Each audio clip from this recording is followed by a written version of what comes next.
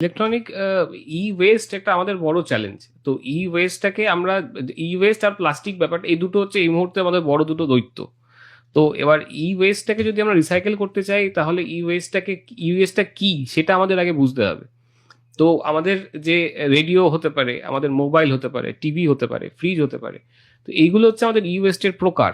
তো এবার আমরা ই এই এই ই ওয়েস্টের যে যে জিনিসপত্রগুলো, যেখান থেকে আমরা জিনিসগুলো বেরোচ্ছে, আমি ধরি একটা রেডিওকে যদি খুলি, ছোটবেলায় একটা ফেলে দেওয়া রেডিও ধরি আমরা খুললাম, খুললে পর আমরা সেখান থেকে অনেক কিছু পাবো, একটা চুম্বক পাবো, কিছু তার পাবো।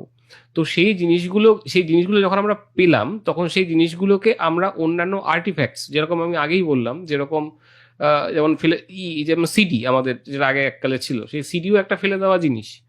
তো সেই সিডি থেকে মানুষ ঘড়ি বানাতে, মানে ঘড়ি বানাচ্ছে, সিডির চারপাশে জাস্ট লিখে সেখানে একটা ঘড়ির মোটর লাগিয়ে সেটা ঘড়ির ইউজেজ হচ্ছে, দেয়াল ঘড়ি হিসেবে ব্যবহার করছে।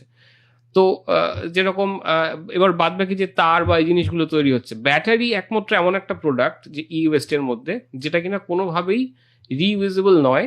এবং আমার সাজেশন সবার কাছেই এটা থাকবে যে ই ওয়েস্ট খুব বুঝে শুনে ফেলবেন।